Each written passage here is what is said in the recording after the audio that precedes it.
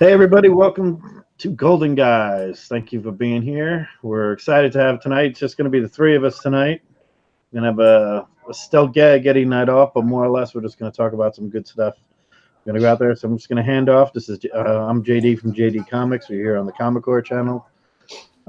With me, of course, is DS Comics. Say hello. What's up, everyone? Thanks, there we go. And we also got Knights of Old here. Hey everybody. Of course. Rookie mistake. So what's been going on? Anybody want to tell us a little Golden Age hunt story? I haven't been hunting too much. Well, I hunted. Oh, go ahead. Well, I was just gonna say, some people do things differently than me. Maybe they're more responsible, but to be ready, sometimes I will buy a book and then knowingly recoup my money after. So I sometimes after getting a big book, I have to wait to like pay all that back, or else you're just kind of screwing yourself over if you don't do that. Right. So I got this was one of my Grails this year. And Very nice. Pricey. So what's a Marvel Mystery number? Marvel Mystery 9. 9. Nice. At one. Yeah, all those early ones are cool, but some of them you just never see. Yeah. I had this was I had been searching. I feel like in the past, I don't know, like 3 years, some key books have just gotten really tough to find for some reason, or maybe it's just the ones I look for. I don't know. You know how that is sometimes. Oh, yeah. You see it around until you want it. But so I had to kind of go all in a little bit because I was just sick of missing opportunities, because there was several opportunities when I just didn't. I thought it was too much or whatever, and in hindsight, I was like, I was an idiot. Yeah.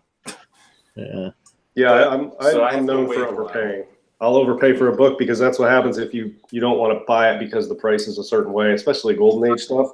Yeah. I have no problem overpaying for a book because the next time you see it in a grade or in a condition that's acceptable to you, it may be a couple months, which would be quick even, and then the price is so much more.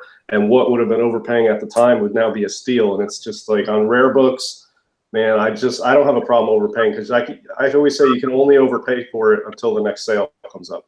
Yeah. One thing I wanted to ask you about that though was, because I agree, except sometimes you'll know what someone paid for that book, or you might know the person who has it, and you might not. Yeah, that happened to me. Overpay in that way because you know how much they paid and blah blah. Well, and that happened to me a couple months ago, and I'm not sure. I half regret it, and I half think I did the right thing. But there was a LB Cole Mask 2 that was listed by a guy that everybody was waiting for him to post this, and everybody sent emails that said claim like instantly, and mine was among 50 others, and I sent it instantly along with everybody else. I didn't even come close to getting it. But he listed it. It was a 3.0 for, what was it, 2,200, something ridiculous. And so everybody jumped on it. And then the one guy I was talking to about it ahead of time, and we talk all the time on Instagram, he actually won it. And he posted it, and I was like, man, you must have just beat me to it. So then he private messaged me, and he was like, hey, if you want it, I'll sell it to you for 36. Like, and it hadn't even been shipped to him yet. He hadn't even gotten it in hand. This was an hour. 22. 22. This was an hour after he bought it, so it's not even shipped yet, obviously. And he marked it up to me for 36, which I thought was a fair price. But just because of that, I felt like, man, I'm like, no, I was insulted. I probably shouldn't have taken it personally. I mean, he ended up selling it anyway, but that's a little too much. I mean, if you get lucky, hey, $500. But more than that, 1,400 on top. If he would have said 3, I would have bit the bullet. I would have bought it for him at 3 and gave him $800 profit on a book he didn't even have yet, just because of what it is. And he bought it at a price that was way below what it's worth in the market anyway. And but Is it 36. slab 3.0? Yeah, it was a slab 3.0 blue label mask too. Because that if it wasn't slab, I'd be like, well, you guys taking a risk on that. But yeah, No, I mean, man, label. Yeah, a couple weeks later, a raw on eBay went for 45 or something. Oh yeah, I've seen that book. There's one out there. Is it Comic Link that has one right now, or Comic Connect? One of those two auctions, I think, has one. How much? Comic Connect had both masks in their last monthly auction. Here's the thing: as the prices of these go sky high on books that are rare and they never come up, all of a sudden they're coming up every week because the price is so high. Everybody wants to sell their copy. Like Black Cat 50, you couldn't find one last year. Right. I got lucky and had to drive 4 hours to get mine, and now this year there's been like 10 of them already. Just because the price is so high, everybody's got one all of a sudden to sell. I've seen them raw at cons. It's a good buy when you see some spike all of a sudden, and then they still don't show up. Then it's pretty rare book. Yeah, that's true. There was one that I still say this. I'm not a hero one, but they say the so what's that? Sensational 8, the first Wonder Woman. Sensation 1. All-Star 8, All-Star 8, or All-Star 8. All-Star 8 would be the first one. That's the first ever appearance of Wonder Woman. That one, no matter how hot it's ever been, I still don't see them come up often enough for a superhero book. Now I know it's more than what we're talking about, but for a superhero book, that's one of the rare ones. I mean, we're not talking Action 1, but I've seen Tech 27s more when that was going on than I ever saw of All-Star 8. Well, so being a Wonder Woman fan, we call it the trio, the holy trinity because there's All-Star 8, then there's Sensation 1, which is her first cover appearance, and then Wonder Woman 1. So if you're cool enough, you have all three. But Sensation 1 is by far, I think, the rarest. Is that's the hard one? Yeah. I see the All-Star 8 though when that comes up. I mean, maybe it's just it is a huge book, but I don't follow superheroes, but it seems like the price for like a 5.0 is like 60 grand or 75 grand. Is that like, it doesn't seem like she's on par with these other superheroes. Like a 5.0 Cap 1, it was only going to be about the same price, I feel like. Yeah. Well, I think that there's a lot of them out there, and there's a lot more. They are wanting a lot for them. I think if you look at sold prices, it's not as high as you'd think from all the like buy it now prices or whatever. But one thing I did read actually recently about Wonder Woman appearances is that someone on CGC forums was analyzing it, was that, and I thought this was pretty interesting, and it might be a Golden Age only thing, or it might be just Wonder Woman, but they said typically with the movie stuff and TV shows or whatever, if that generates interest, the book will spike and then drop. And with the Wonder Woman keys, they spiked, and they kind of like, they didn't keep going up, but they never haven't dropped at all, and that's a little bit beyond normal. And some people think they were just undervalued. Yeah, I think sometimes movies bring attention to a book that deserved it all along, and it's not movie. That might be the case. I think that like the Fantastic Four 52, first Black Panther. Right. That one was cheap as hell for so long, and that spiked when the movie was coming out, and it just has maintained it. And I think it's just because the movie brought more fans to it, and people sort of realized, this is a big key. Where have we been? And now it's still steady. It hasn't dropped, but that was a major key all along, and it's like people didn't care. Same with Fantastic Four 48. Movie spec about Fantastic Four has made that go up, but it's always been a key that just nobody cared about it for some reason. I mean, I think they said that it's tripled. Grades higher than 6 have tripled in 2 years. So I was like, well, that's pretty impressive. Yeah, I believe it. And but on the Golden Age stuff, that's what I was talking about, the Wonder Woman and the scarcity and everything else, is that one of the superhero things, one of the things we were talking about, he's got the book, The Mask, the LB Cole covers. There's a few superheroes that aren't, your Batman, Wonder Woman, Captain America, Torch, Submariner. We're going to go like the Fighting Yank or something like that didn't survive the Golden Age, those guys. Yeah. They didn't make. The ones that actually ended up in the public domain. Yeah, exactly. Yeah, Yeah. I mean, it just kind of changed, you know. But you've had, you know, you could just rattle off some names that there are. The first Silver Age appearance of so and so, I know are always sought after. But on the Golden Age side, there's so much more that I look at when you talk about overpaying for a book. I mean, it's exactly what people do. I think people did overpay a lot for All Star 8 and Sensation 1 for the same reasons that, you know, the fair price was there. I think there was a lot that came on the market right away and people just jumped all over it. And then people, I think that's what's going on now, exactly with the Black Cat 50.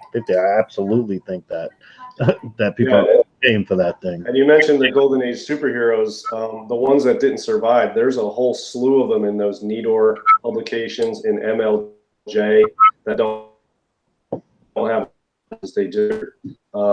Some of those are really, really pricey books because they're hard to find. But then you have other ones like the Spectre, who appears in the Silver Age, and I feel like the Spectre, first Silver Age appearance of the Spectre should be worth some money because that's like some of the major stuff of his in the Golden Age is worth a lot of money. Oh, And Spectre is It one is. of those strange characters that has a huge Golden Age and a really good Bronze Age to modern almost, but everybody forgot the Silver Age stuff, which was silver, early bronze.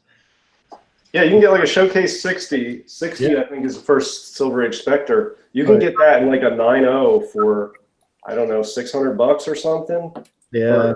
You know, that's cheap for like. I feel like that's an undervalued book that would be a good investment. I think because he's going to show up in a movie or a show at some point, but it's just an awesome character anyway. Yeah, Spectre's one of those DC characters that we want a new DC character to come out. You know, they didn't have a Blade or a, you know, the Shazam was cute. They did their Deadpool. Now they got to do their Logan, and Spectre could be their Logan. You know what I mean? I think Spectre would be awesome in the movies. Now let's kill the son of a bitch. You know, bring the Spectre. I'm waiting for this guy, Who's that? Sandman? Dr. Fate. Oh, Dr. Fate. Yeah. Yeah, that's another good one too. Yeah. This is not his first appearance, but it's his first cover appearance. Nice. Which Yeah, sometimes I like better. I don't know. I get really annoyed when comics are when their first appearance is not even on the cover. All right. Well, now it makes the books cheaper. Like when you look at like Rogue or Doctor Strange. Yeah, Doctor Strange. Doctor Strange any day. Yeah. Let me say hello to the chat really quick because it's that time. What's going on, Biggie? Shaq, you're here. DS Comics, you're in the chat here. Comics Miss Explained, Comic Books NYC. Thanks a lot for being here last week. TJ, how's everything going? Great Legend is here. We've got here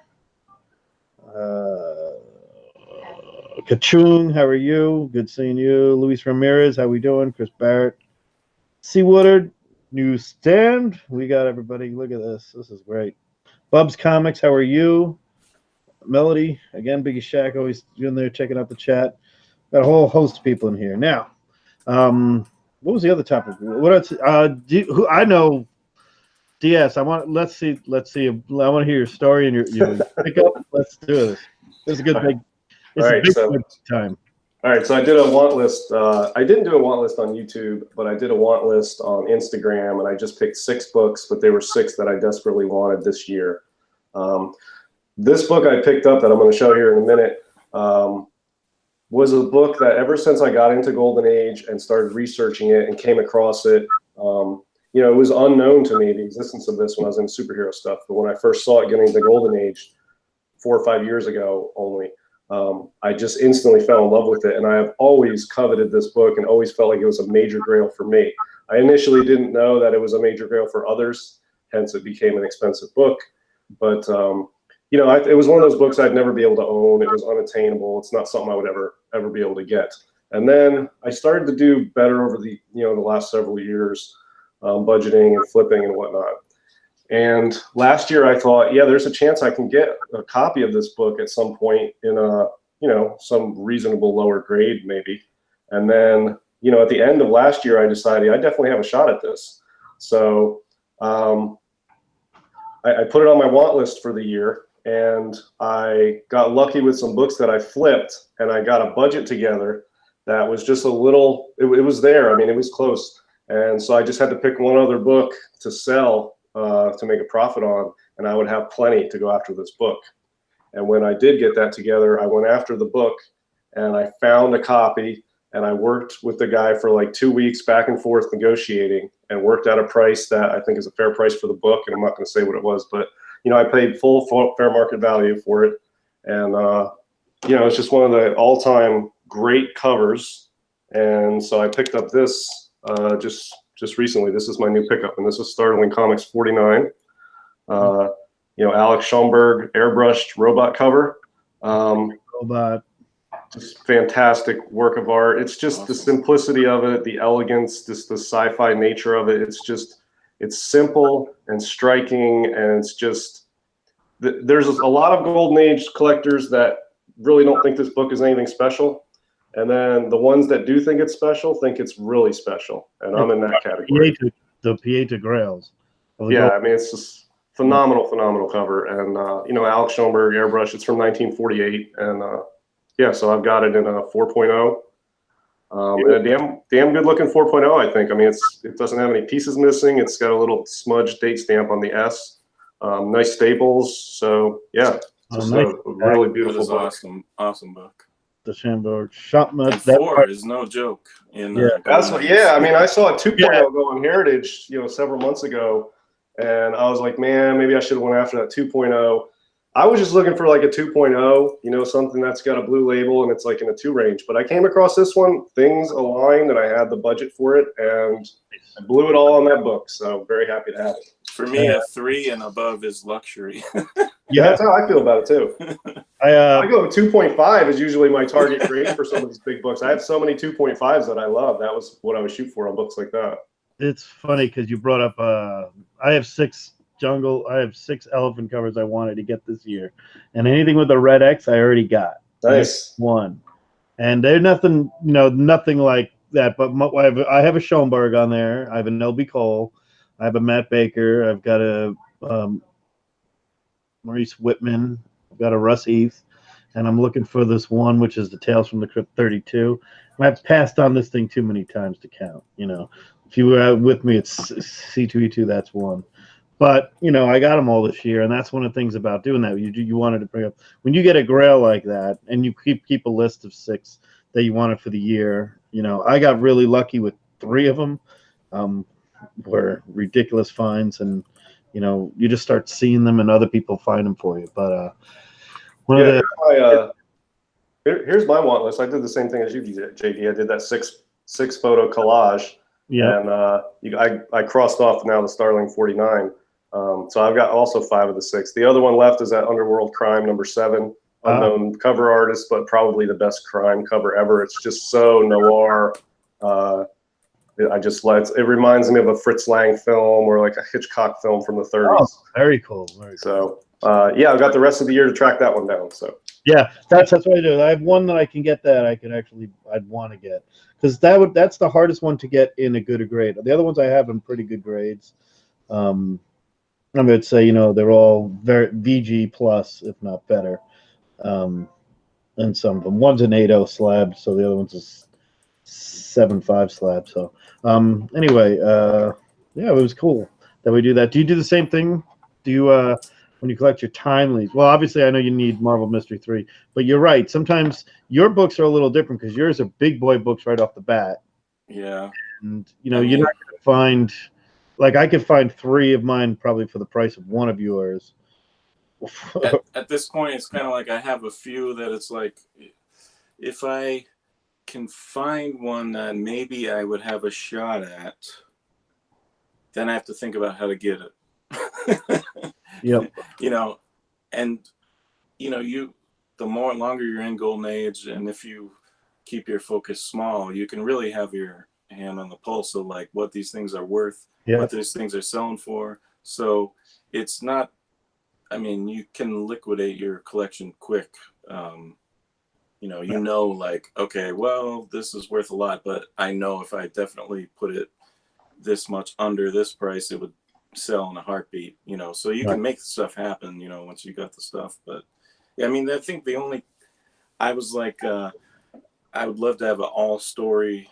I'm not sure which number it is, but it's a pulp. It's the first Tarzan. Oh, okay. But that I would, very hard to find. 1912. 1912, yeah.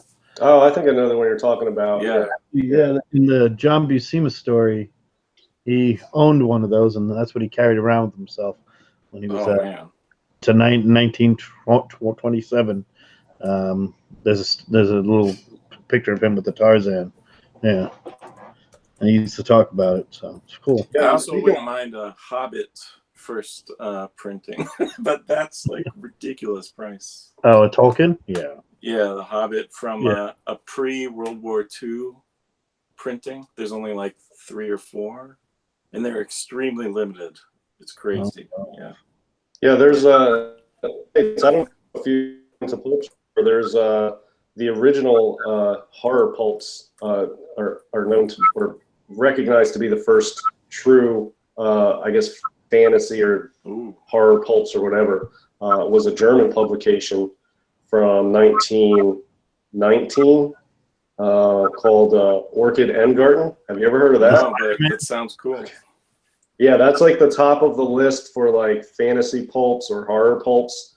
And I've got it saved here. I never see any of them come up, but it was like 24 issues long or something. Maybe 40 issues long. Sometimes I think, you know, we would like, if we were all rich, we would like go on some crazy adventure to try to find the stuff like Raiders of the Lost Ark or something. You know, we like love these. We could do that so much.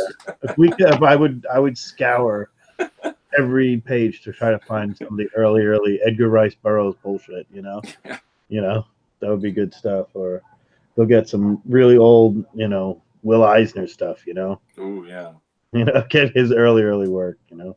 He's an artist that I hear all the time. You know, I'm familiar with some of his stuff, but I don't really have any, and I wouldn't know like what is the Will Eisner key, like the book. You know, like I have no clue. Well, he's mostly known. I mean, he's most known for the Spirit character that he created, and there's a couple covers in the Golden Age Spirit comics that are very iconic. And if I were to collect Eisner books, those would be on my list. A couple of those Spirit ones. And there's a Femme Fatale. It's a blue cover, and that one's probably top of the Eisner list. But he also did the cover along with Lou Fine for Planet Comics #1. So I was going to say, if you talk about the Planet #1, okay.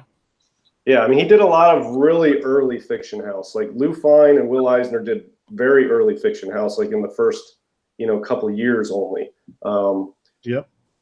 So I don't, other than the Spirit and some of the early, like the Planet issues, I don't know what else Eisner stuff is, but yeah, there it is, the All Story. Here's that All Story if anyone's interested.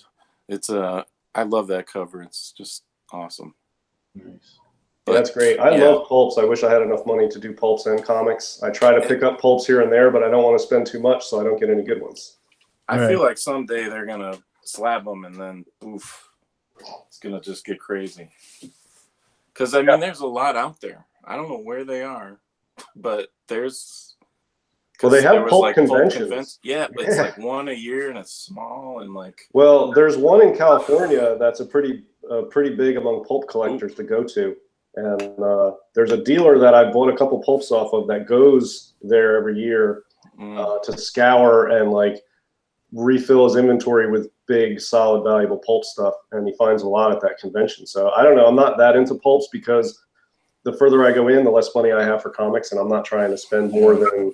I think the most I've spent on a pulp is like $180, and that's like top that I'll pay. I don't want to pay more than $200 for a pulp. Unless it was like Dr. Death 1 and 2, I probably would for those. Well, you know, a lot of people say they get worried. They're like, oh, yeah, someday all these baby boomers and whatnot are going to sell all their Golden Age collections, and it's just going to be so many out there, and it's going to flood the market, and the market won't be able to support it and all this. And I'm just like, well, where's all the pulps? Because the pulp collectors are older than those guys, and I don't see any of that stuff. Yeah. at all. I mean, there used to be. There's a place in Oklahoma. There's a getaway in Oklahoma that a bunch of Midwestern guys were talking about at Planet Comic Con, and they were also talking about at C2E2. A lot of the big dealers were talking about it, saying that's where these guys all meet for some really early golden age and pulp stuff. And they get there and they're like, these are people that are like own like the Harvey and the Gaines copies of things, and they're saying when these pulps come up, there's this group that comes in with these pulps, and he says they're, like you said, they're not expensive by any means. There's just like not as many as there once were constantly at these events, you know. They can be expensive. Yeah, I mean, you're right, like the Dr. Death or something like that. Or, Yeah, And you know, it's people weird. charge a lot sometimes. What I'll do is I'll research pulp titles that I'm familiar with and that I like, and I'll go through and I'll make a list of ones I want, and then I'll look for them. And some of them are not that expensive. You just never, ever see them. It's like, you know, it'd be like a 1934 pulp, which is really, that's not that old for pulps. It sounds old for comics, but, you know, pulps, that's in the wheelhouse for pulps, mid-30s. Yeah, once you're past the Depression, they're kind of, yeah. I mean, and some of these had readerships of several million. They were putting out several million copies of these issues, like The Shadow especially, or Weird Tales. There was millions of copies of these printed. I don't know where some of them disappeared to. They're just not around. I bet had that whole Merlin, and they did this whole wizard thing with Merlin originally, and it was crazy. I mean, I used to see those all over the place. I'm like, oh, these are from 1910. People are like, oh, there's baseball cards from 1909. You know. You know, there's some dealers on eBay who charge a lot for some of these because I keep an eye on the timely ones. Guys, by the way, we are talking Platinum Age when we're talking pulps, by the way. A lot of times it's Platinum Age if it's before 1938. But they charge a lot for these certain ones. And I'd be willing to bet that if you did the research and searched like buy it now sales, they are probably just really being very aggressive and searching and just grabbing any keys that they know, grabbing those for cheap, and then marking them up. Mm-hmm. Probably yeah, I'll show you a couple older pulps. This one is from 1935. Oh, that's cool. Yeah, I like that one. And that's cool. It's a devil with a Tommy gun sitting on the island there. So that's 1935. That's an Argosy, which is a pretty well-known one. Yeah. I think Argosy had a lot of like seafaring Moby Dick sort of covers, Tarzan jungle covers too. And so this is sort of an unusual cover for Argosy. And then this is one I looked for forever, and it's really not even that expensive. And this is from December of 1939. And I just love the gas masks and the corpses out there in the flames, the colors of this. This is a Weird Tales. Yeah, who did that one? That was I'm not sure. Actually, I think that's Atlas's book, isn't it? I don't. You're saying Atlas, the comic company?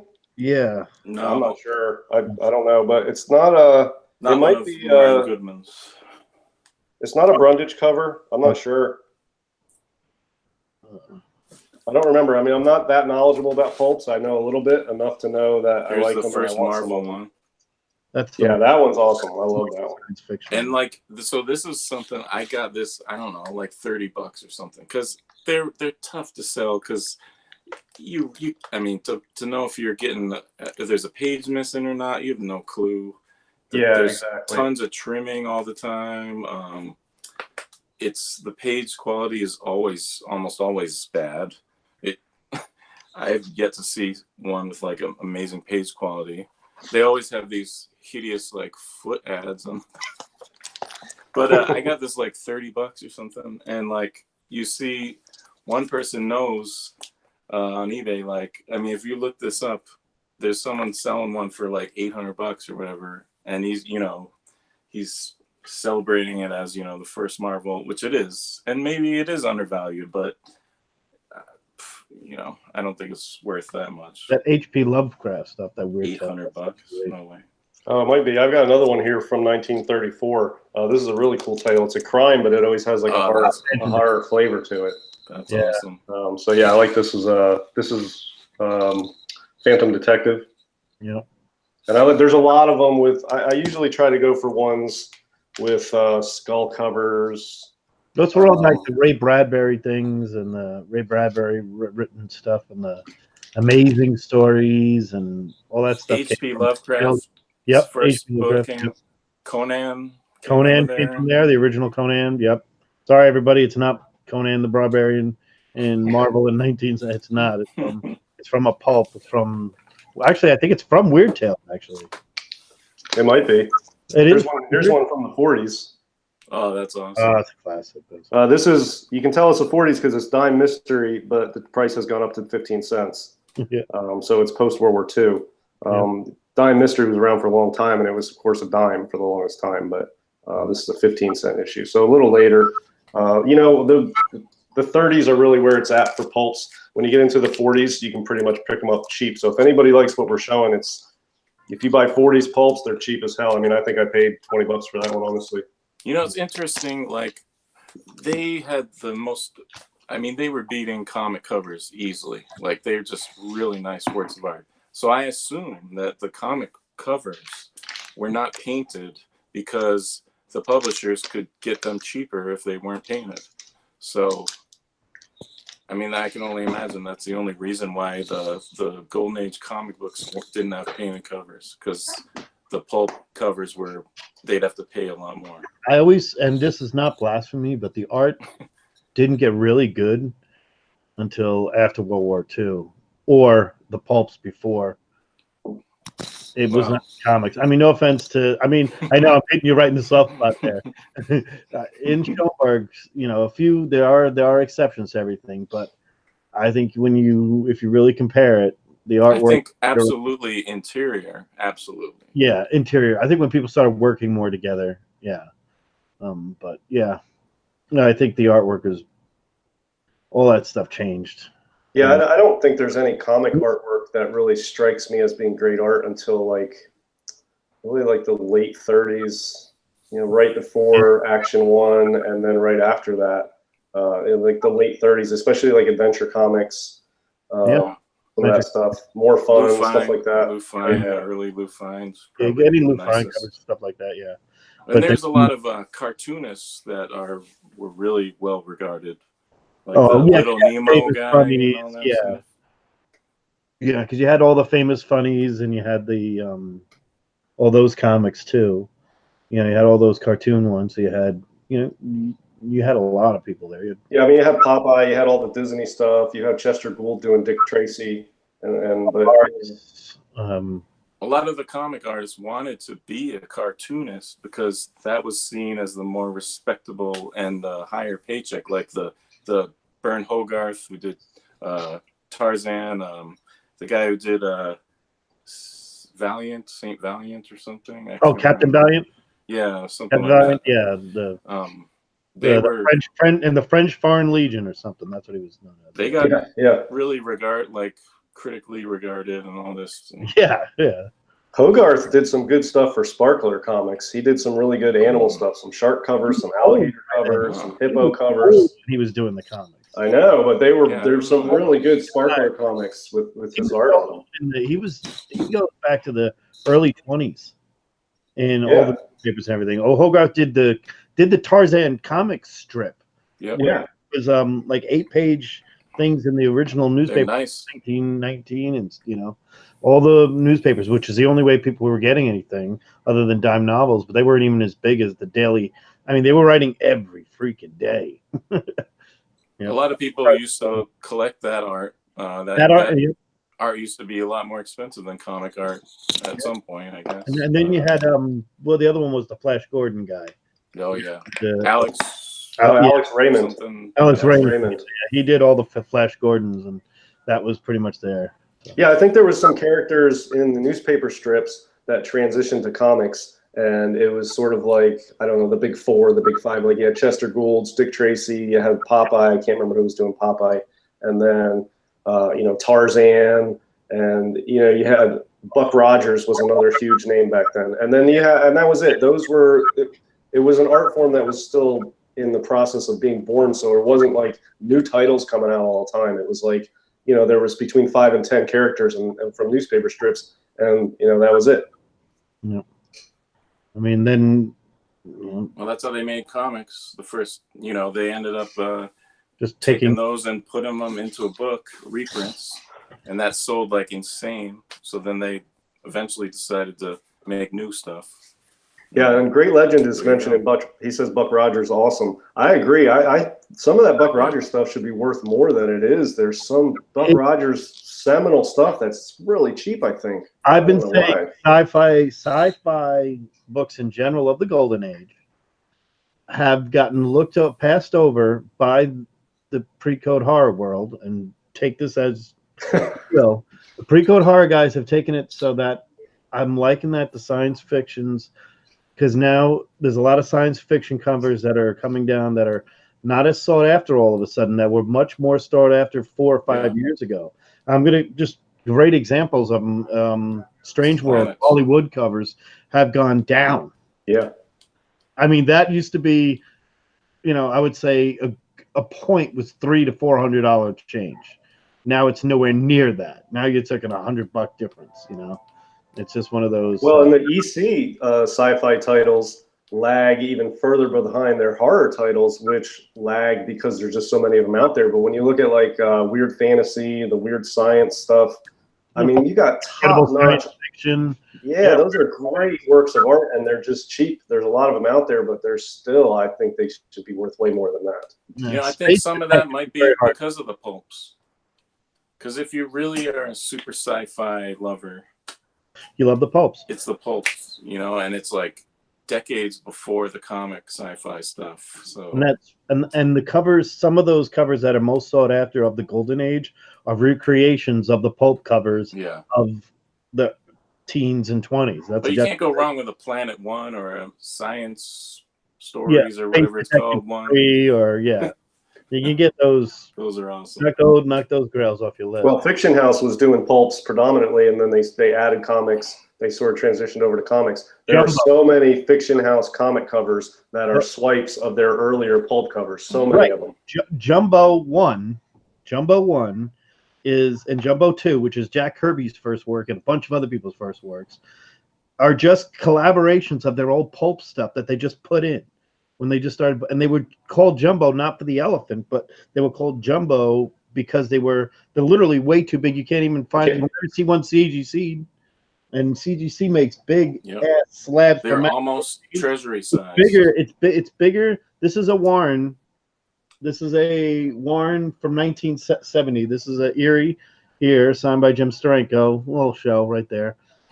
Two JD, best regards. Great Jim book. Steranko even put on the label. Pretty cool.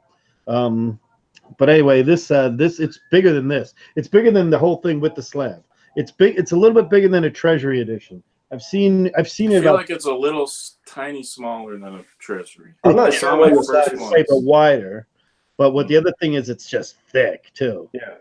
I'm not sure when the sizes changed because I think it was after most of my books are 40, 45 and later. I've got a couple Continentals that are 44 and 45, but I got a Tarzan book from 40, and that does not fit. I need a magazine size to fit that. And then some of the other ones I've seen that you're talking about, I haven't sent any in, but some people have sent some of CGC and they send it back and say we can't slab this; it's too big. Yeah, that would be any Jumbo. It changed for each publisher at different times, I'm sure. But Fiction House Jumbo, it was after Jumbo 2 because then Jumbo 2 then became Planet Wings. Everything got a lot of their own runs. Oh, and I think Fight Comics 1 is a Lou Eisner cover. I think he did the entire cover to Fight Comics 1, I think.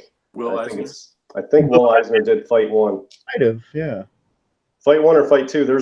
He might have done both, actually. There's one with a giant fighting off some guys. I think it's a Will Eisner cover, Fight 1. There was, we're definitely going to do a Fiction House show, and we're going to bring 2 guests on. We're going to get 2 guests. I'm hidden there just to talk Fiction House. One guy's a specialist in Ranger. Another one's a specialist in Fight Comics. Nice. 2 ones right there. Another one. Someone on Jumbo. Yeah, I'll take some Jumbo and I'll take Jungles. Well, I'll sit back and enjoy and listen because I have, I think, 1 Fiction House. I've got Planet Comics 39. I think that's the only Fiction House I've got right now. There are some horror in there. I mean, Planet does have. Yeah. few horror covers. So anyway, that's coming down the road. When did fiction stop? No, 163 was 1956. Like, was it the the games thing that? Or I'm not trying to games, think the, if they did anything after the CCA or not. Right, but I'm right. not a huge. I'm not that knowledgeable about Fiction House. I'm not. I don't know. Like, I don't even know if they went that long. No, they were used in the whole CCA. So. Oh. Yeah, they had all the way up to the CCA because Okay, they had really high number Jungle comics and Jumbo comics going Yeah. into like the 160s, 170s. 63. Did they do horror at all? They did some. Mostly sci-fi and like jungle stuff. Some know of it's they're horror war themed. covers, but I that's mean, fine. they had Planet Comics is the closest probably to a horror title of Fiction House. But there was some issues of the other books that Right. were total horror stories, like the werewolf Right. all of a sudden in the jungle. Like, all right, we're trying anything to sell here. We're like, just show more Sheena, and so we'll be happy. Yeah, she probably has more Fiction House cover appearances than any character ever. She's the best. Well, I saw it. I think I won, and I almost wanted to buy it. The local store got it, but it was so beat up. Had tons of Yeah, bug chew, 54, it looks like. and they wanted so much for it, I just couldn't do it. They thought, because it was so rare that they could just, and they sat on it. I'm guessing they probably sold it by now, but it was at least 3, 4, 5 months that they had it. Well, yeah, I mean, some sellers, and I've done this too. I think all of us have done it. If you're selling stuff, you get something that's really special, and you get not really emotionally attached to it, but you get attached to the specialness and the rarity of it, and you think somebody should give you a certain price for it, and you will not accept less, and you hold it forever. And sometimes you just got to move it, man. I mean, just take a profit and move it. You're not going to get that top dollar. It just doesn't always happen. Here's the one thing. Nobody's going to pay 50 cents more for your fucking sentimental book. Sorry for swearing right now, but I'm sorry it was your first book that you ever bought, and it means more to you that day. It means exactly what it means to me, which is the price I gave you. I don't care if it's your first book. It's not going on the slab. Well, this place, it was a local LCS. I think that's a little Eisner. Oh, that's awesome. That's nice. They got a Marvel Comics 1 collection, a collection that had that, and the torch cover, the whole deal. Yeah, the whole thing, and they ended up sending it to CGC and then selling it like privately, and it was like cheap. I mean, it was expensive. Like, I think it was maybe 80 or 100. I don't know how much, at least over 50, 60K. And almost every dealer or other comic shop around here is like mad at them forever because they're like, why didn't he call us? Like, we would have given him so much more and blah, blah, blah, blah, blah. And I feel like ever since then, when they get something rare, they're just kind of like hesitant to sell it right away for whatever reason. It's the opposite of the guy here. The guy here gets a collection. He could get 10 of whatever. He'll be like, every book I own, including in my own personal collection, is available for the price. That's it. That's exactly what he says. Doesn't care. Well, I'll tell you what, if I have a book that I'm trying to sell, if it's rare or whatever, and I don't get any, Marvel 1 or Action 1 or anything like that, but there is a dealer, Sparkle City Comics. Yeah. You guys might know him. It doesn't matter what he has, and I do the same thing, but with far lesser books, obviously. He will throw everything on eBay, no reserve, starting at 99 cents for a week. Doesn't matter what. He put an Action 1 on there last year. It was a raw, like a 1.0. It was incomplete, but it was like a 1.015 condition. Yeah. He just put it on starting at $1 and a Cap 1 in the exact same week. Yeah, a raw Cap 1. He doesn't care. Just put it at 99 cents and see what the market does. Yeah, that's what he does. But I mean, so they notoriously get a lot for their books, like Comic. A lot of people think that they're chill bidders for them too. Yeah, exactly. I mean, and of course, like, if we worked something out with the YouTube community, we could put 99 cents and wouldn't sweat it because we know that one of our buddies would at least put $1,000 in or whatever at the end. I don't know. It's hard to believe that they're so consistently high. Yeah, selling. Sparkle City turns out when I lose an auction on a book that is all of a sudden started at 99 cents doesn't mean it should go for 150% more than what it's worth or what the last. Yeah, I mean, there's definitely some shady stuff going on, and it doesn't seem to be linked to any particular auction house or eBay No, because I see it everywhere. But They have a good reputation, though. There's been people questioning it here and there. So. yeah, but I don't know how anybody gets burned on it because there's some of these items I bid on. Like there was a Mr. Mystery 12 a couple months ago. I bid on it was a 4.0 and it went for $7K. There's no way that's a $7,000 book. No. But I stopped bidding at a certain point because it's way higher than I think it's worth, and it just keeps going.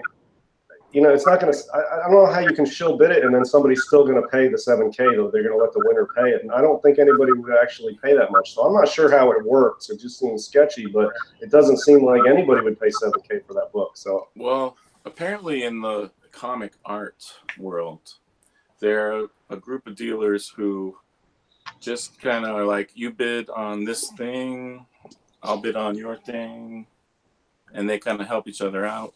So I don't know if Golden Age or whatever comic dealers do that too, but it's not that hard. Yeah, but even if they do that, you still need that ultimate last bidder to be the winner to pay to make money. Yeah, but if they don't, no big deal. If they don't pay you, you still own the book. Yeah. And it looks like you sold it. So like a sketchy version of a reserve is what you're saying. Yeah, pretty much. Yeah. Okay. I mean, I guess I bid what I want to pay, and I'm happy to overpay by 10% just to lock down a book I want. And if it goes higher than that, I don't pay. And then think the only I don't way really to do care. it is sniping. I don't know if you guys use it. I use it for eBay. I snipe all the time. Yeah, I snipe everything. I'll set my alarm in the middle of the night to wake up to snipe an item on eBay. Well, I use software, eSnipe. TJ. Yeah, but I think that puts it in like in the last 5 seconds, right? Yep. Yeah, I put mine in at 2 seconds. eBay. Well, you could set it that, but I don't trust it. See, you would win. I've tried it. I'm not good at it. I mean, I'll say, okay, I'll put $50 in, and it's a lasso. I'm just guessing, it's 10 minutes to go, $35. I put in 50. After I hit in 50, I'm high bid for like 9 minutes and 50 seconds, and the last minute goes. I hit it again. Next thing goes for 75. I'm like, I wasn't gonna pay 75. How did it get up there that quick? It's the last 10 seconds that matters. Well, when I won my Fantastic Fear 6 on eBay a couple months ago, I was fully prepared to pay $1,400 for that book, and it was an auction, and I think it was at like 400 or something, going down into the last few seconds. I typed in 1,400, and with 3 seconds left or 2 seconds left, I entered 1,400, and it was only at like 450, and it did that. It went brr brr brr, but mine was so high that it didn't even go up to that. I got it for like 12. Nice. So I don't mess around. I say, what's the most I'll pay for this book? Well, I pay $2,200 for it, and the bid's only at $10. I'll enter $2,200 and hit that in the last second, no matter what it's at. And then if I get it, I get it. And if I don't, then I wasn't willing to pay more than that anyway. I don't try to just. Do you put in a little bit of a weird number at the end sometimes? Well, I mean, I don't want to give all my secrets away, but I don't use even numbers. It's specially designed to get above people like you that put the 01 or the 51. I love what you said, and this is so true.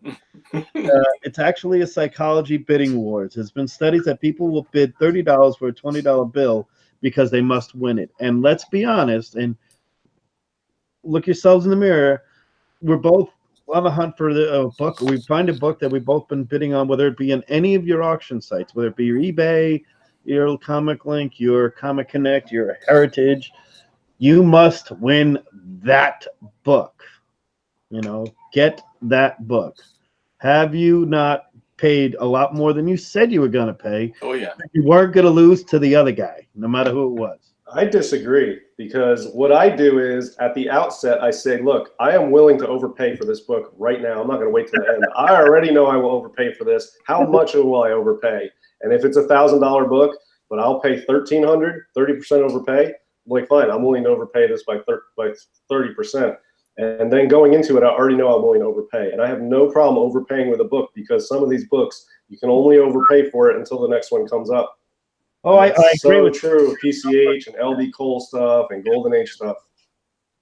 I agree. Well, I'm that way, except and it works out except for Comic Connect, because I think they buy 3 the more minutes, and it's like, Yeah, and oh you know, my there's God. people that bid on there and they're newbies and they don't know that and they wait and you can see it happen because it'll go down to 5 seconds and then it goes back up and then they add 5 more minutes and then the person tries it again. It doesn't work on Connect, man. You just got to put your full bid in and be done with it. Yeah, but you can be screwed up. I mean, you can like get in an emotional thing on that one because I had to bid heavy for this book. I had to have that's this. cool. That's a nice This book. is a unicorn. There are only 3 on the census, and I know both of the other 2. And this was one that came out saying, hey, the lowest one on the census is going to be out there on Comic Link. And I was bidding with other people, and the last sale on this exact book was, I think it was a registered eBay at like 200 and change. I paid over 300 for mine. The 4.5 after I sold mine sold for 700, and the 6.0 sold for 1,500. Yeah, see, and I've never even seen that. Second, I overpaid for this. The other 2 guys there. Now I know the guys who bought the other 2 because they're all like, "Oh, I can't believe this unicorn showed up," because it was never showed up with the correct information on CGC, and it took a couple of letters for them to open their freaking eyes and see the bottom whose work that is. Even though it's not his signature, that's a stamp. It's his first time he did it. So I'm like, What year is that? 1952. It's not his first work. It's his first cover-to-cover work. Only cover-to-cover work. First cover-to-cover cover and all the insides and everything on his own. So very cool. So DS. All right. So here we go. Yeah. I'll do it. Little secrets here. So there's the price where you're like, oh, easily I'd pay that. And then there's the, well, I'd be willing to do that. And then there's like, okay, but what I'd be willing to do, but if I lost by $100 more, I mean, that wouldn't be good. I'd be mad. And then you're like, it can just, even if you're sniping. Because even when I type it in at the end, when it's coming down to the minute, and I'm like, man, what if I lose this by $5? What if I lose it by $50? Yeah. I'll up it a little bit. Yep. I've showed you guys pictures of that. I bid exactly what it was, and for $705, I would have had it. But for $700, I was. Well, you never know. That's why I make a habit of, like, I'm talking bigger books, and this is Golden Age, not like Silver Age or Bronze, where you can GPA it, and there's plenty of them out there. I make a habit of overpaying for books that are rare or big, and I will blow through all what you're talking about, Knights, about like, what if I lose for 50 and inch it up? I'll just blow through that in the beginning and get in my head like, this is $1,000 book, I'm gonna pay 18 for it, and then if it blasts through that, then there's no chance. But I will, because I mean, these things go up, and I'd rather lock it down. I mean, I can get more money. I can't get another one of these for another 4 months or 5 months or 8 months until it's going to be more expensive, and you don't know what grade's going to show up next for sale. And I'm happy to overpay on big books to lock it down. So some of my rare big books, almost always there'll be someone else I'm talking to on the boards or whatever, and they'll be like, I know I should have bid more than that. Like, Every one of us do it. I went in higher than I got lucky, I guess. But there are times when I've been blown away because I put in what I think is a ridiculous price, and then it just goes like, a few thousand over that. Well, and look then at this there's been one. times where I'm like, thank God I didn't win because my bid was ridiculous. Here's one I bought on Comic Link. All right, Mr. Mystery 6. Yep. And this was earlier this year. I'll tell you, this on Comic Link, I waited till the end for my snipe bid, and I put $2,300 in for this. And that was way over the top, but this is a book that I really wanted and doesn't come up very often. Now it's a 2.5, but I put $2,300 in, and the bid was only at like $700.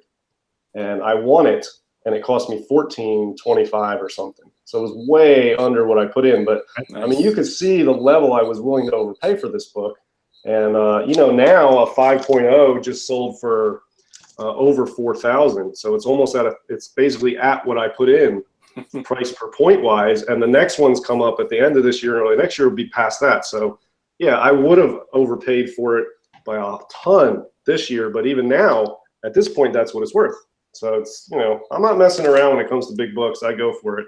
I think we're kidding ourselves if you can't imagine though that Heritage, Comic Connect, Comic Link, they see those end numbers. I mean, they know it. They know what some of us would be willing to pay. Yeah. I can't help but think that must influence something sometimes. I think it influenced starting bids are not really what you think they are. I kind of think like the bidding doesn't really start on Heritage till the last day. The same thing with Comic Link is a little different. Comic Connect is very different because I think Comic Connect, people don't wait around. They start hitting that one quick. They start scaring off everybody because if you don't scare enough people off, the auction's never going to end. You're talking about Comic Connect? Yeah. You got to scare people up on that one. I hate those ones. It's weird because Comic Link, I think that happens a lot on Comic Link with me, where I would put in, I says, okay, the current bid is $150 or $250, and I'll put in $1,000 and win the item for $320, for $325. I just said I want this book. That's exactly what happened with that. So I was like, okay, I'll take that. That's good, because they never come up. But at the same point in time, I see Comic Link as a better one like that. Heritage is the opposite. Put in whatever high thing it is you think that the ceiling is, and that ceiling gets smashed. Heritage, I think more records. Comic Connect is the worst. But Comic Link, sometimes weird books. Comic Link popular books do very well. Unpopular books, they're unpopular books. Unpopular stuff is still cheap. Still cheaper there than anything else. But if it's a book that, if it's a book that everybody wants, if it's an LB Cole cover that, it's just sitting out there, it's going to go for a ton. If it's a book that nobody cares about, it's not going to go. And the difference is that one is going to be overvalued because of people like DS or me or someone who's going to overpay, and sometimes even goes higher. People go nuts. But on the ones that nobody cares about, they get left behind, Yeah, I've got some good deals on Comic Link on some books, especially if it's in a particular genre. People in that genre are looking at, that grouping of books on Comic Link, and they're going for the big ones. And if there's real big ones, then the ones that are far down the list are still pretty big, but they're being way overshadowed, and you can sneak in there and get them for a relatively good deal. But I agree with Knights. Comic Connect is like torture because it's like 30 days long, and it's like, I think some people, and they add time to it. I mean, sometimes you wait 30 days for an item and then you bid on it, and then there's this newbie that keeps wanting to jack it up at the last second, and the auction that item will end and keep going for hours. And you'll go for another hour. You'll miss other books that you wanted. I mean, that's terrible. I hate it. Yeah, Comic Link's 2 weeks, and it's fast and furious in that last few days. So I like sometimes you'll see a big book like Detective 27 or something on Comic Connect, and it'll be like number 5 in the 100 books. That won't end until like after the 56th book ends, because it's just been going 3 minutes over and over again. There's just all these different guys who will pay a little more, pay a little more, pay a little more, pay a little more. Well, you want to hear something? You're not going to get me. Here's something interesting about Comic Link, and Comic Books NYC has mentioned it. On Comic Connect, you can click the little box and watch items. You don't have to bid on anything. You can just watch them. On Comic Link, you can't watch anything unless you bid on it. If you have a bid, it shows up on your list. Yeah, but here's the deal. I try to be there the night it opens and enter $1 bids. But there was one time I missed it by like a couple days, and I was like, oh, crap, I got to go get on the Comic Link and enter some bids. And I wanted to track some stuff. To easy watch it, Yeah, but I wanted to watch like some AF-15s and some Hulk 1s, and the prices were already like going through the roof. So I'm entering like $5,000 and $10,000 bids on these books with no ability to pay. And I'm just like, this has got to go for 30 or 40 grand. So I really hope I don't win. But I mean, the bid's at 10 for a Hulk 1 4.0, and I'm bidding like 10 or 12 grand on a book. I did that on my list. if you want to freak out your wife sometime, I did it once with a Mickey Mantle baseball card. I was like, yeah, because sometimes, you know, it's fun to watch an expensive thing jump in that last minute. You know, if you're not bidding or whatever, it's still fun to watch. But I was like, yeah, look at this Mickey Mantle card. It's going to end in like whatever, a minute or whatever. And I put like in like $6,000 or whatever. She's like, what? I'm like, don't worry. And like, yeah, it was like, you know, 20 grand or whatever, but it was like, it was pretty funny. I think I did that low. I mean, you'd actually have a great deal. So I think I bid like 15 grand on an AF-15. Oh, that's awesome. It was like at 8.5 or something, and it was like the third day in. And I think I told her I bid like 15 grand on this book, and she's like, well, "You better retract that. You need to call them. You cannot do that if you win." I'm like, "Relax. It's going well north of 150 in a couple days." Yeah, exactly. That's great. Nice. So that's funny because I was going to talk about. Have you guys seen the new current stuff on the live auctions? I know DS you have for sure. I know. I know for a fact there's something at Comic Connect that's where it's a 4.5 restored. Yeah, I wish people I knew would stop talking about it. Oh, sorry. There's nobody who watches the show anymore. Here, let's see what's the aside from that. Let's see if I get happy when it's got defects that I can tolerate and I know other people can't. Right. I'm get really happy about that sometimes. There's a few books that showed up today I saw on the forums with the Bethlehem pedigree, which were some of my favorite books. Oh, that's cool. Really classic. What year was that, Bethlehem? That's 58 and before. 50s, 40s, 50s. Yeah, it's from a pharmacy in Bethlehem, Pennsylvania. Oh. But those books are notoriously good shape. That's cool. It's weird, you know. Like this guy bought all these Golden Age books. I'd love to get an Okajima pedigree and Mile High someday. Mile High. I have a Mile High Action Comics. Nice. But it's not even in a slab because it's not worth shit. I just heard about the Okajima one. I think was it Rick that posted it or something? Probably. Rick's Neat Stuff. I think he had one. That guy. I mean, I didn't even know it existed. Honestly, I can't help but think he has like just lots of money and just like I'm gonna just buy whatever, you know, like just like a fun thing for him because he's just. But he's a broker. I mean, he's doing really well. He buys a lot of stuff on. I think he buys. When Rick buys a lot of books, he does. Yeah, he flips a lot to make them. I mean, I don't think he's paying for these books mostly out of whatever paycheck he gets. He flips a ton of books. Oh yeah, he's a massive flipper. I mean, he's great at it though. I mean, the fact that he deals in let's explain this. He doesn't deal in your average grade of a book. He deals in the high grade keys of a certain run or a certain artist, but he's so diverse. It's not just like, oh, Rick only deals in pre-code horror.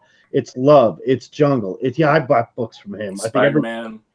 It's Spider-Man. Right now he's in some Silver Ages and stuff. He actually has a modern book out there I just saw today on the forum. But he just posted one of these on the forum. He just posted one of these on the forum. He did his top 12 books, yeah. He's got an 8.0 of this. He just throws it out there for sale. I didn't even know. Like that's just a hard enough book to find in the 3.5 with a busted off quarter, and he just throws an 8.0, and it's like lower on the list. I'm like, where the hell do you get that? Yeah, exactly. I saw he just bought a Phantom Lady or what is it called? Oh, 17?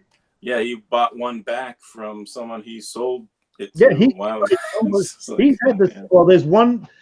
I think there's one book he told me that he wishes he never got rid of, and there's a few of those he's gotten, but I always debate with him 17 and 23. I think Phantom Lady 23 is a better book, better cover. I mean, this is unpopular among Golden Age collectors. I think all the Phantom Ladies suck. I don't like any of them. I don't get it. I mean, I don't get it. The romance, like the Cinderella 25, I don't get it, man. I mean, I know that's top-notch books for that stuff. I wish I could figure out what makes one good and what doesn't, because I would try to flip some, but I can't get my head around that. And the Archies, I don't get it, man. Archies I'll never understand. They all look the same to me. Like Silver Age. I like the 17 Phantom Lady. Yeah, 17 over the 23. Yeah.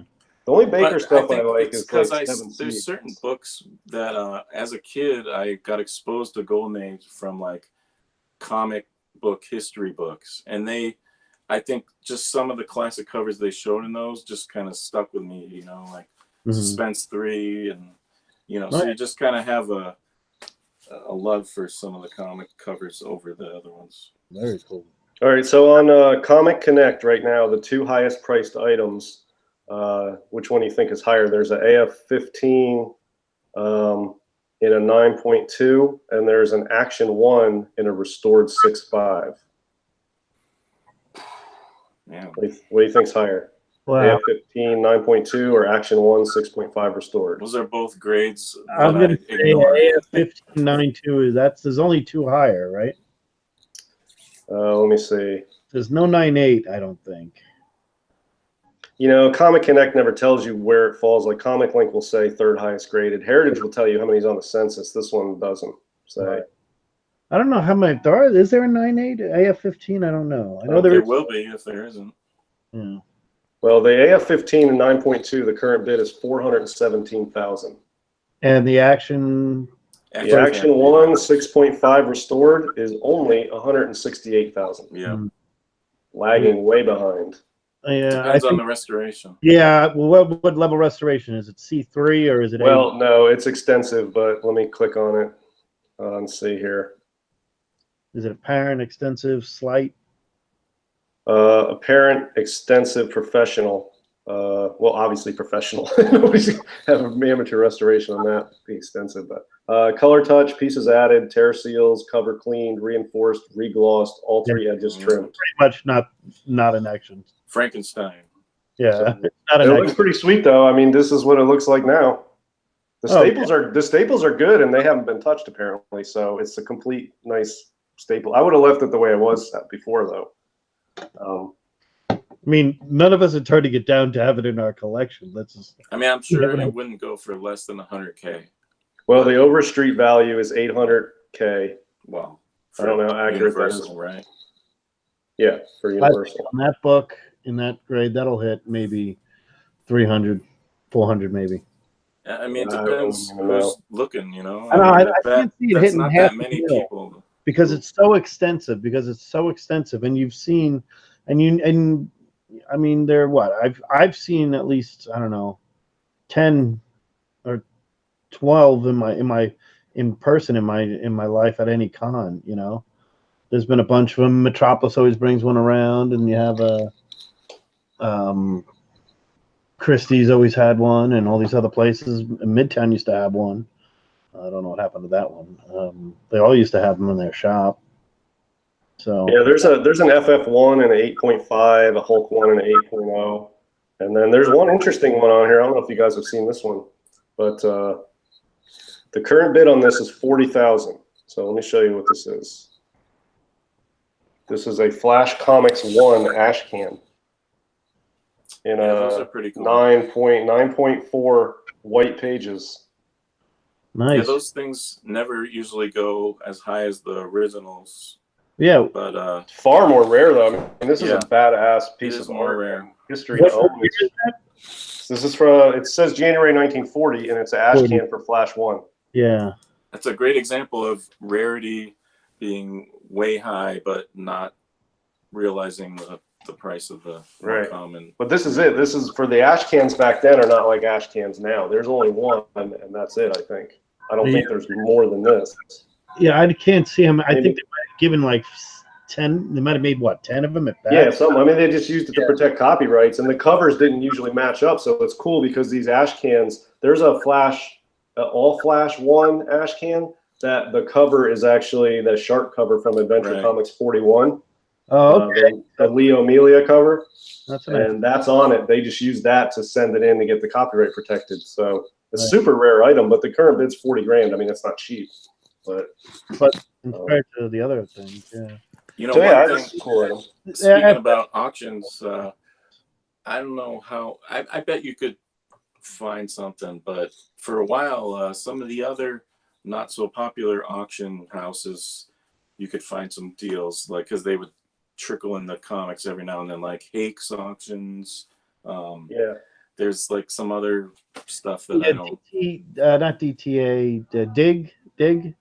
Dig auctions, yeah. I mean, I know there's a bunch out there. My that, comic shop does one every week, and they I have. tried going into Hakes auctions, and I think the word is out on that because they started doing Instagram posts and a lot of advertising. And I get they give you their brochure when you get a CGC submission back. I mean, sometimes I've seen that, and it's like the word's out on that.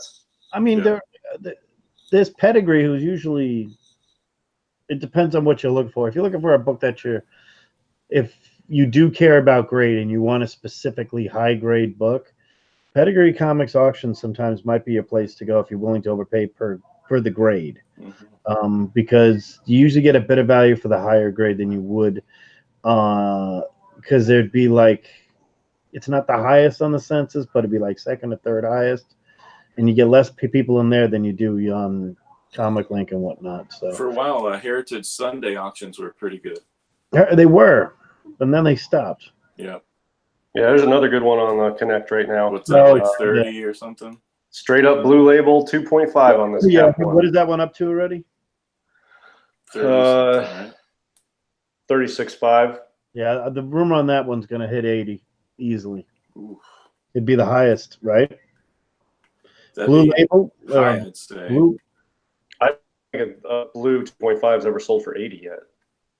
I don't think it has, right? I mean, it should go for more than 50. Yeah. I mean, it should. I think the number was 70 something. The 3 went for 80. No, there was a 3 that went for 80,000. I think it was a 3. Oh, here's one for you, JD. Original art. Oh, Thor 157 I did cover. Look at how much is that going for? 40 grand? Probably, let's see, 33. Yeah, there's a bunch on there. Actually, look at the original art on Comic Link. If you guys would just look at it, they have the original Zatanna covers from modern stuff, all the way to original Russ Heath stuff from the Golden Age. They've got Nick Cardy covers. They've got Conan covers. They got Buscema covers. They got Kirby covers. There's a lot of original art on there that's really good. Yeah, Comic Link gets a lot, man. They really do. I can't stand the thing about Comic Link I hate, though, is like, what does it say? It's like, is it already sold, pending sell or something like?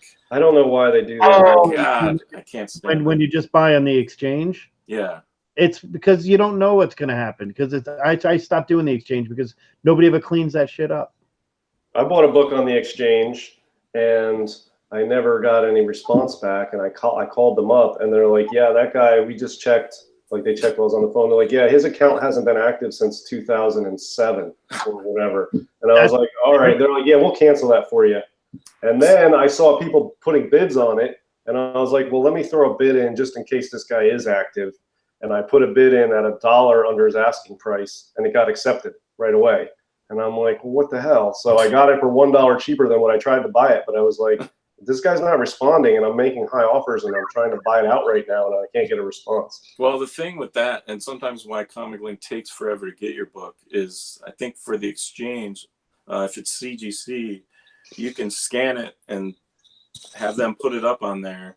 And then when someone buys it, they wait for you to send it in, and then they look it over, and then they make sure the check clears, and then they send it to you, and it's like takes forever. But you have to wait for someone to actually, a collector or whatever, to actually send it in. If you do a consignment with them, not an auction, if you do a consignment with, they don't have to sign. If you bought it from them, let's say, and you wanted to flip it, all you have to do is go to your purchased items from, like mine are back from 2012, and hit resell. Yeah. And you put in how much higher you want to put in it. You put it in there, and you don't have to do a damn thing after that. They keep the serial number and everything the same. And then when somebody pays for it, you ship the book to Boston or somewhere around there, and you ship it to Boston, and then the guy pays it, and then they double check the book, make sure it's exact book, no cracks or anything else like that, and they ship it off. That's it. You know. Here's another one on Connect right now. Is that 33? Ooh. 31. 31. I'd love that. Yeah, this is it's a 1.5 blue label, and it's creamed off white, and it's just so how much do you think that will go for more that or Cap 1. How much do you think will go for more? What would go for more? I'm just curious which Cap 1 will go for more, but it won't be a lot more. I mean, I think this 1.5, this Tech 31. I mean, I'm not an expert on these. It looks very tags. presentable. Cap 1 goes for a lot more than that. This will go for 35 grand probably. It's the current bid's 15,200, but I'll bet you this Tech 31 will go for 30 grand. Well, then I don't think Cap 1's going for anything less than 65, 70. So that'll probably win. I'd much rather have this Tech 31 though. What? I would. I mean, it just looks, it's way cooler. Look at this thing, man. Look how badass that is. Cover, it's been copied by every. Yeah, that's because it's so awesome. I mean, yeah, if you look at the Tomb of Dracula, there's so many of them. I mean, well, I'm a horror collector, so I mean, this sparks it for me. That Cap 1's not horror; it's all superhero. This thing is dark and sketchy and scary. Hitler is horror.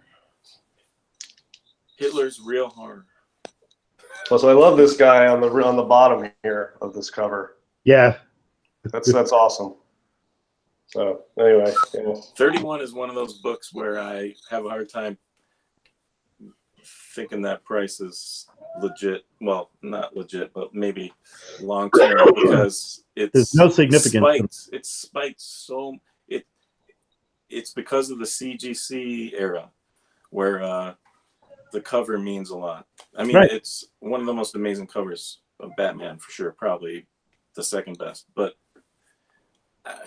you know, I don't know. I don't know if it's really worth it. I mean, when Neil did 227 as an homage to it, you got to think that, okay, that book had it, you know, imagine you bought that book back then. Think about it now. I remember I could have bought that book in 2005 for a lot less than what it's going for. Oh, the Neil Adams one? No, this one. Oh, yeah. 31. It was, I mean, 2005. Shit. Yeah. I'd rather have a 33, personally. That's what I thought. I said 33. Because that's when his origin is in there. That's the true story. Yeah, it's like one of those things. Before I started slabbing books, it was more important what was inside than the cover. But the more I started slabbing, the more I started collecting elephant covers with Blue Grail art. You figure it out. Yeah, I mean, I'm a horror collector, so the cover is usually what's the selling point for my books. But I agree, because some people say that the writing in some of those books is so bad. I mean, some of it's good and some of it is so bad, but I mean, some of it is good, but the covers are the selling point. The Marvel Atlas stuff was always good, well written. I love reading that Apache Kid and all that crazy stuff. I loved reading that stuff. I mean, the Harvey stuff is, the Chamber of Chills is good enough that I bought the trades for the entire series and I read them. The Chamber of Chills has really good stories in it. Yeah, I mean, some of the titles are hit and miss, and you know, Charlton's The Thing. Love those stories. It's like watching a Hitchcock film with extra horror in it. They're fantastic. That's the only complete run I have. And then Chamber of Chills is my second favorite, and that's awesome. You know, some of the other ones, like Tomb of Terror, is not spectacular. The writing in that's not that great, and like a lot of the ACG titles are not really that good at writing. It's kind of cheeseball. Yeah, I mean, one of the best things about Warren Publishing is a lot of the stuff that's in them is redone. They always do modern stuff, or back then in the 60s, you know, 60s and 70s stuff, they'd have the current stuff, and they might do an homage to like an original pre-code horror Chamber of Chills or something like that. Yeah, cool. And There's very few superhero stuff. The only superhero stuff I would ever want would be like Tech 31. I can't even really think of any others that I would even. Oh, wait a minute. Weird Tales.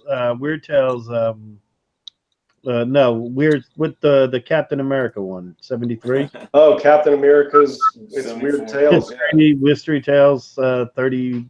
The one with the red skull on it. Yeah. Come on. That's not high on my list, honestly. I don't. That's insanely priced. I don't know why. I like the other one that has like the goblin or like the monster sitting on the tomb holding the stone slab down or something. You like the Mystics? Mystics are my favorite Atlas. The Mystics are good, and the Astonishings are good. Good. That Cap one's all right, JD. I like it, and I would buy it. But when I'm seeing 2.0s and they're asking 10 grand. Oh, please, yeah. That's not a $10,000 book. That's like an $800 book to me, and that's so I don't even put it on my list. Yeah. I mean, that's in the top 100 horror covers, but it's not even. It's way down the list. I would pay, you know, 800 for a 2.0 of that. It's not that good. So classic cap covers now are pretty much you got to pay about $1,000. Are there like how many piece pre-code horror ones are in that ballpark now? At what grade are we talking? Like PG? any grade. For pre-code horror, I mean, there's a lot over $1,000. I mean, I've Like got 50 or 100. I mean, there's probably 100 of them. I would say probably 80 to 100 of them. I mean, I've got 2 boxes here, and most of them are $1,000 books at this point. No, not most of them, but a lot of them are. That's got to be within the last 5 years. yeah. Because you got to think about it. A 1.0 in what's the most? All right, so what would it be? Suspense 3. Suspense 3, yeah, 1.0 is like 30 grand. Right. So, yeah. That would be number 1 of the pre-code horror, right? I would say that'd be the most valuable. Well, I mean, that would technically not be like a pre-code horror, but that would be on all pre-code horror collectors' lists. But I mean, if you just go from like, you know, the early 50s, like 50 to 54, there's quite a. Okay. Yeah, I mean, there's quite a few. I mean, this one's over $1,000. At any point, like at a 1.0. Entry level. Yeah, I mean, that one's probably close to $2,000. This is a 2.0. This is probably worth close to $2,000. That other Cole one with the hat, the Phantom Stranger Cole one, right? Wouldn't that be $1,000 entry level? That one? Yeah. At least. Yeah, I mean, this is almost $3,000 probably. Yeah, that's about $1,000 a point. I mean, these are, you know, multi-gram books, these Chamber of Chills ones. Right, but at 1.0s, the Chamber of Chills. This one in a 1.0 is over $1,000. Yeah. Yeah, that one. What Easily over $1,000. Yeah. This one in a 1.0, close. I mean, I would think probably 700 to 800, but on a good day on eBay, it could go for, you know, 1,000. But it's close in a 1.0. Yeah. Cool. So how much do you think the 1,000 entry level of these and, you know, a classic timely cover is caused by the prices of, say, FF48 and whatnot becoming 1,000? You know, all of a sudden people are like, well, if that's 1,000, I'm not gonna sell this for less than, because this is rare. Like, I feel like the rising tides. I think when you started to get Avengers 1, I mean, I'm going to just go through a time frame. 2008, let's say, 2008, 2009, you could have bought a Journey 83 in a 2.0 for easily $1,000. Easily. Yeah, you get to choose which one you want. Easy, yeah, for that. Yeah, a 3.0 you could probably get, and if You you could really probably find a Fantasy 15 for $1,000 still. Yeah, it wasn't. I mean, I'll tell you this: I turned down an Amazing Fantasy 15 in a 4.0 for $4,000. Not that long. Well, long from now, but long ago back then. And the only reason why is because I didn't want to get rid of my other books for that book, because I was like, well, yeah, I don't really want that one.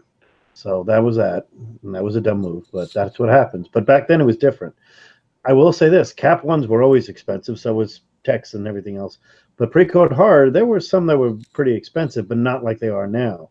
But when all of a sudden I'm looking now at like Journey 83s are going, and what everything's going for of the silver keys, everybody looks at the golds and now says, well, if that's there, it's got to make sense that those things are, and that's where rare and scarce come into play. Where I think this better scarce book. I do that though when I'm looking at like some of these PCH are rare and the prices are all over the place, and the grades they don't show up. You got to sort of wing it and just have a feel for it. And sometimes what I do is I'll be like, you know, FF48 in this grade is going for like 2,500, or a House of Secrets 92 in a 4.0 is over $1,000. Certainly this PCH in a 4.0 has got to be at least 1,500. You know what I mean? So I just will be like, yeah, I'll pay 1,500 for that PCH in a 4.0. I've not seen one sell, and I have no idea. But based on what some of the silver comparable 4.0 stuff selling for, silver, bronze even, I'm like, yeah, that makes perfect sense, because this would be on par with you know, a silver case, it's got to be cheap for this book. Yeah. You know, where it ranks in PCH, you being equivalent to where something ranks in Silver Age. You know what I mean? Like, for instance, the Black Cat 50 would be like the top PCH book, versus like an AF 15 being the top silver book. You know, how do those rank? You know, I'm paying whatever for a 7.0 Black Cat 50. That's $100 grand for an AF 15. So anything under 10 grand is a deal for the Black Cat 50 for a PCH collector. So people are willing to pay a lot more for a Black Cat 50 these days because that's the AF 15 of PCH, and the top book in every other genre is through the roof. So they don't mind paying 10, 12, 15 grand for VF minuses. And it kind of makes sense, you know, like for a while, gold was lagging. But if you have a wall and you're a dealer and you have your AF 15s, 1.0s, and you're like, yeah, 5K all day, no problem. And then you have like a Flash 1 that's a 1.0, and it's like less than that AF 1.0, that just isn't going to look right, you know? Yeah, Or that's true. You have to price it higher. Wonder Woman 1 or something, you know? Yeah, that's true. I mean, they have all these wall books, and you know, if you look at like a Showcase 4 and it's priced below, you know, like an ASM 1 or something, that doesn't look right. Like, what's up with that? Yeah. So yeah, they all sort of, if one steps out of line and gets too pricey, the other ones have to catch up and sort of keep the line sort of in order. Mm-hmm. But I'll use Silver Keys to compare for PCH books. Now, it's not spot on, but you know, if I have something that's a top 10, yeah, like a top 10 PCH that I don't really know a good price on lately, you know, think about a top 10 silver. What's that going for? I mean, it should be sort of comparable with, and I feel like that's why some of the prices of these PCH books are going up, because people are like, well, you know, I just bought a Tales of Suspense 39 in a 2.0 for $5 grand. Why not $5 grand for this? And I'm like, eh. Mm-hmm. And you can walk around the con and find like 50 of those Silver Age keys. You always do. But you might not even find one of that golden age, even though it might be worth less. There's a known, you know, you go through when you're at a con, you always say, you know, you don't buy a book the first day. And I say, unless it's a pre-code hard that you're never going to see again, you buy it definitely when you can find it. We don't wait. We don't wait for the Sunday. People says, oh, right, on Sunday. No, because there'll be some schmuck behind me, probably one of these guys, or one of you guys or something like that behind me, that'll go pick up the book that they thought was a great deal too. And that's one of the things that does happen at Silver, you know, while on the other hand, nobody's says, go jump on that ASM 129 first Punisher. Yep. Unless it's ridiculously below price, which it's not going to be at a con. But you know, I think the entry level ones, right, the lowest of the low, go fast. I feel like exactly. the crappiest condition, like Hulk 181, that will go fast because just people are bringing their money. They're hoping to get one. Yeah, it'll go fast. But if you look mid grade or whatever, wait till Sunday. Everyone's packing up. All right, yeah, I'll take that for. Well, I'll tell you, if there's a Black Cat 50 at a con, it's not going to ever make it to Saturday. Those will never make it to Saturday. In our hands. And I'll tell you the story. The guy had it, and my buddy bought I showed you the Suspense 8, but he turned down the Black Cat because it was 4,800, but he had it graded at a 2. So wow. That's high, yeah. And I was like, that's a little higher than it should be, and it looks a lot better than a 2. And I've never known him to overgrade a book. And I'm sitting there looking at it. I'm like, hang on. Is he? Well, he goes, oh, that's a G. It's good. I'm like, that's still 2. But whatever. It's a G. And I said, it's good. Oh, it's a pretty good. And we're looking at it. And I just said, no. And he goes, it looks like a 5. I'm like, we don't know what you're looking at is the front.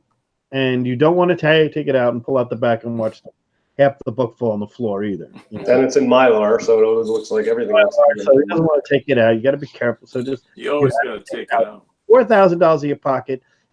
Tell him, take this thing out and show it to me. You know, I want to see every freaking page. Mm-hmm. The more reluctant he was, I said, don't even bother. Yeah. Sure enough, somebody bought it, got it slabbed, put it out there, 3.5 restored, extensive, incomplete. Oh man. And I'm like, that's why you don't buy that book. Now, Yeah, I mean, there's a lot the of guy books traded for it. The guy Yeah. traded for it, and the guy traded away a Venus and everything else like there. That also came back qualified. So it's a bunch of shady dealers dealing at this place, but they weren't shady. They didn't know.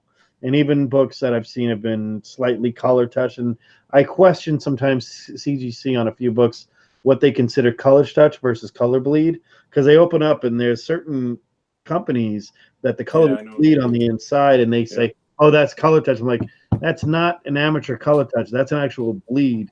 You could say water stain, but that's what that is. It's not a color touch. You know, they've been hit on that recently. I've seen a lot Well, of. there's a lot of books, bigger ones, where if it's not slabbed, it's suspect. Because you're just like, why? Why would you not? didn't you slab that? There's only one reason not to get a slab, you know? Because it came back restored, and you want. Because you're trying to, Well, I pretty much on a big book, I will only buy slabbed copies. Same here. My Black Cat 50 was raw, and I laid out a lot of cash for it. But I drove for like 4 hours and met the guy at a bank conference room and spent an hour going over this book. So I had every opportunity to see it in hand, open it, look at it for an hour, and there was nothing that I could see that was even questionable about it. It was just for the first 10 minutes, I basically knew it was legit. And the other 50 minutes I spent there in just disbelieving that it was in this nice of condition. But I couldn't find a reason to say that it wasn't legit. And it was, because it came back a 7.0. But I would not buy something like that. Anyway, that was risky even doing that. It's a big book and it was hard to find. And, it's, it's a 15 for PCH. Sometimes raw, though, you can get a good deal. And because it cuts out people who don't want to take the risk. But yeah, that's true. I mean, I buy raw books. I don't want to lay out big money for raw books usually, but I'll take chances on raw books. But we're talking golden age, not silver age. Depends on the dealer too, right? Yeah, we got because I bought I'll buy a silver age key raw. I mean, I'll look at it in person, but a major golden book, like one of my ones off my major, like a Tales from the Crypt 32, I will not buy raw. I mean, that's the only thing is I don't see it that often slabbed, and when I do, it goes for quite a bit of money. I think there was a 996 on the last comic link. I think went for a ridiculous amount. I was like, I got a bid on it anyway. Of course, I put in a bid that was never gonna happen. But well, that's probably a Gaines copy, right? Yeah. GC. What are you gonna? I still am waiting to see somebody with one of the two 9.9s for the Shock Suspense Story 6. There's two of those, and I don't know if they're both Gaines file copies or not. But it's insane. Anything would be a 9.9 from 1953 or whatever that's from. But I've never seen anybody with it or for sale or any auction result. So I'm just waiting for one of those to show up and see what it sells for. A 9.9 of a Shock 6 is insane. That'd be the most insane horror. The rumor I've always heard is that they're together. I mean, I would maybe. I mean, probably somebody who got a stack of them. Either they were Gaines copies or elsewhere, and got them graded, and two came back at 9.9, and they just kept them. But when one of those comes up, that book in a 9.9, I mean, I don't even know what it would sell for. It would probably be $200,000. I would think easily 200,000. That might cross $500,000. It's one of those things. It's such an oddity, and it's just such a unique grade on such a unique book. I mean, that's an elite group of collectors that they'll trade with each other in private sales, all this stuff. Yeah, you'll never see it. I know. I'd love to see that in an auction, though, just to see. There's a guy I met who a few times I met him because he lives in Pennsylvania, New York, or he goes back and forth to New York all the time. He deals in the what I call the briefcase books. You know, the book you bring in a briefcase. And how would you like this? Like handcuffed. Yeah, it's like it's ridiculous. He's got like the the Sandman gun. Oh yeah. He's got the highest grade one of that. Like he's got the not the Edgar Church, but the other one. What I don't know if it's a pedigree, just ridiculously high grade. He has that, and he's always shown that one around. That's like a couple of $100,000 at least. But those guys, they always deal with each other. You know, Yeah. always out. You know, a lot of them are celebrity people or whatever. But you know. All right, guys, I gotta call it a night here. Yeah. By the way, that's what we meant to do. We're over a little bit. Sorry about that. But we were just. This is just a good way for us just to talk a little bit about some Golden Age stuff. Sorry for not calling out the chat too much, but it got a little bit. Hey, you got to hear us bullshit about bugs. So, talk to you guys next week. All right. All right, See you guys. Later.